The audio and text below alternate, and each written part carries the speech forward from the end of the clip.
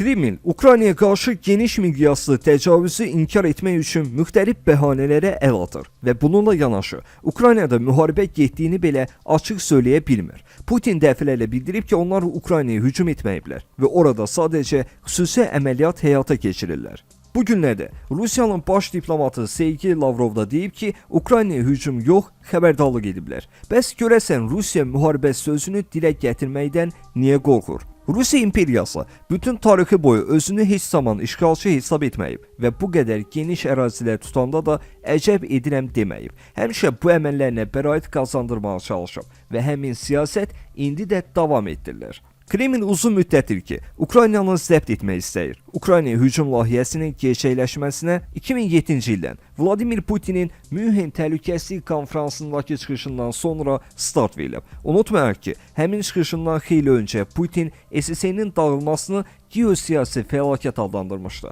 Rusiya Ukraynaya təcavüz etməmişdən öncə bunu əsaslandırmalıydı. Buna bir ad qoymalıydı. Müharibənin başladılması üçün zəmin, daha doğrusu silsilə izahlar kompleksi yaratmalı, özünə məxsus tamaşa qurmalıydı. Rusiya əhalisinin çox cüzi bir hissəsi indiki müharibənin əleyhinə çıxıb. Əksəriyyət isə hələ ki Putini dəstəkləyir və hesab edir ki, Rusiya haqlıdır. Yoxsa NATO gəlib Ukraynadan onlara raket atacaqdı. Bu düşüncə aparılan təbliğatın beyinlərə ziyanlı təsirinin nəticəsidir. Məlum olduğu kimi, Rusiya təbliğat sistemin vahid mərkəzdən idarə olunur. Təbliğat təkcə TV kanalları vasitəsilə aparılmayıb. TV'lərlə yanaşı, ictimai siyasi xarakterli mövzularda proqramlar hazırlayan internet TV kanalları, yazılı mətbuat, blogerlər, siyasi icmalçılar, iqtisadçı ekspertlər xüsusi təlimat əsasında işləyiblər. Hətta üzdə Kremlə qarşı çıxan, əslində isə süni müxalifət kimi yetişdirilənlər də var ki, onlar lazım anda mərkəzin təlimatları əsasında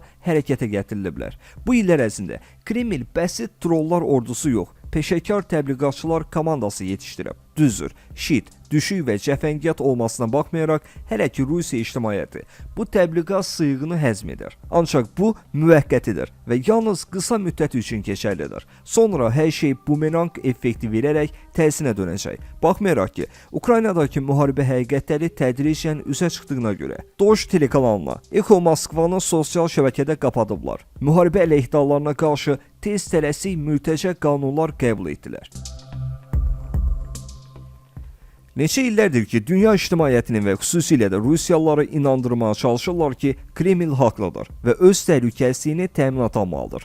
Bu təbliğat kampaniyası əslində lap çoxdan gedir. Hətta Krımın ilhaqından da qabaq. Amma Krım və Donbasın ələ keçirilməsindən sonra bu daha geniş vüsət aldı. Ümumi təbliğat platforması bu tezislər üzərində qurulub. Rusiyanın birinci argumenti, NATO şərqə doğru genişlənir və tezliklə Ukraynanı da bu hərbi bloka qəbul edəcəklər. Beləliklə, Ukraynadan Rusiyanın raket zərbələri ilə vurulması daha da asanlaşacaq. Yəni, istənilən hədəfin məhv edilməsinə az vaxt sərf olunacaq. Moskva raket zərbələri deyəndə əsasən nüvə silahını nəzərdə tutur. İlk baxışdan elə görünə bilər ki, Rusiya təhlükəsizliyindən narahatlıq duyduğu üçün NATO-nu öz sərhədlərinə yaxın buraxmaq istəmir. Əks argument, məyər Rusiya ilə həmsərhəd olan Estoniya və Latviya NATO-nun üzvü deyil, onlar hələ 2004-cü ildə alyansın üzvüdürlər və indiyədək NATO bu ölkələrin ərazisində hücum silahı yerləşdirməyib. Az sayda hərbi kontingentlər isə yalnız Krımın ilhaqından sonra NATO tərəfdən həmin bölgəyə gətirilib. Bildiyimiz kimi, Rusiyanın NATO'ya göndərdiyi ultimatumda deyilir ki, Alyans 1997-ci ilədək olan sərhədlərinə çəkilməlidir. NATO SSR-nin dağılmasını əlverişli fürsət kimi görərək öz geostrateji maraqlarına uyğun davranıb. Təbii ki, ABŞ və digər qərb dövlətləri Rusiyanın maraqlarına görə hərəkət etməyəcək. Ukrayna müstəqil dövlət kimi haraya gedəcəyini özü müəyyənləşdirə bilər. Siyasətdə həmişə güclü tərəf öz iradəsini daha zəif tərəfə diktə edib. Rusiyanın özü güclü tərəf kimi MDB ölkələrinə qarşı necə davranır? Hamını öz vassalı hesab etmirmi? İstər hərbi, istərsə də iqtisadi tərəfdən qüvvələr nisbətinə baxsaq, NATO ölkələrinin iqtisadi və hərbi potensialı ilə Rusiyanın müvafiq imkanları arasında böyük uçurum var. Bundan belə nəticə çıxara bilərik. Rusiya xalis avanturist siyasət yürüdür. Rusiyanın ikinci argumenti. Ukraynada faşistlər hakimiyyətdədir və onlar Ukraynadakı Rus xalqının hüquqlarını pozurlar. Bunun qarşısını almaq üçün Kiyevi xuntadan və faşistlərdən təmizləməliyik. Ukrayna xalqı onlardan təngə gəlib. Biz oraya daxil olan kimi hamı sevinəcək və sair. Əks argument. Maraqlıdır ki, hətta Ukraynalıların böyük bir hissəsi məişətdə Rus dilində danışırlar. Orada yaşayan Rusların həm həyat şəraitləri, həm də hüquqlarının qorunma səviyyəsi Rusiyadakı Ruslardan daha yaxşıdır. Zelenskini Ukrayna xalqı seçib və o milliyyətcə Yahudidir. Yaxın tarixdən də bəlli idi ki, faşizm Yahudi genosidi həyata keçirib. Belə də Yahudi Zelenski necə faşist ola bilər? Xunta hakimiyyətin hərbi yolla ələ keçirilməsinə deyilir. Zelenski isə silahla hakimiyyətə gəlməyib. Xalq tərəfindən şəffaf seçkilərdə prezident seçilib. Ukraynalılar təbii sərvətlərlə zəngin olan geniş əraziyə malik Rusiyada əhalinin güzəranından yaxşı xəbərdardır. Məyər Ukraynalılar korrupsiya girdabında batmış Rusiyanı görmürlər və yaxud yaxın zamanlara kimi Xruşovkada yaşayan Putinin ətrafındakıların necə sürətlə multimilyarderə çevrildiklərindən bixəbərdirlər? Rusiya Ukraynalılara yaxşı nə verə? Öz ölkəsi ilə bağlı Ukrayna xalqına hansı yaxşı nümunə göstərə bilər? Rusiyanın üçüncü argumenti. Ukrayna xalqı yoxdur, onlar Rusdurlar və biz eyni millətik. Ukrayna süni dövlətdir, onu bolşeviklər, Lenin qurub. Ona görə də tarixi ədaləti bərpa etməliyik. Vladimir Putin bu fikirləri keçən il yazdığı geniş məqaləsində səsləndirmişdi. Əks argument. Ukraynalılar Ruslar kimi etnik Slavyandırlar. Ancaq onlar Ruslardan fərqlidirlər. Dilləri də ayrıdır və Rus deyirlər. Polyaklar, Çexlər, Slovaklar, Bolqarlar, Serblər, Xorvatlar necə Slavyandırsa, Ukraynalılar da eləcə Slavyandır. Ukrayna xalqı Kremlin marionetkası olan Viktor Yanukoviçi qovdu. Ukrayna müstəqil dövlətdir və bütün beynəlxalq hüquq normalarına görə onun ərazi bütövlüyü qorunmalıdır. Həm də Rusiyanın beynəlxalq normalara riayət etmək öhdəliyi var. Əgər hansısa mifik tarixi ədalət bərpa olunmalıdırsa, onda gərək uzaq şərqi Çinə, Sakhalin və Kuril adaları Yaponiyaya, Kaliningrad vilayəti Almaniyaya, Kareliya Finlandiyaya, Krım Türkiyəyə verilsin. Hələ üstəlik Tataristan, Başqırdistan, Çuvaşiya, Udmurtiya, Mordoviya və Şimali Qafqaz xalqları müstəqil olmalı və Rusiyanın sərhədləri Ural dağlarının qərb yamaclarında bitməlidir. Rusiyanın dördüncü argumenti. SSR dövründə Ukrayna inkişaf etmiş respublika idi. İndi yeni birlik yaradılacaq və Ukraynanın Rusiya ilə birlikdə orada təmsil olunması onu xoş gələcək aparacaq. Əks argument.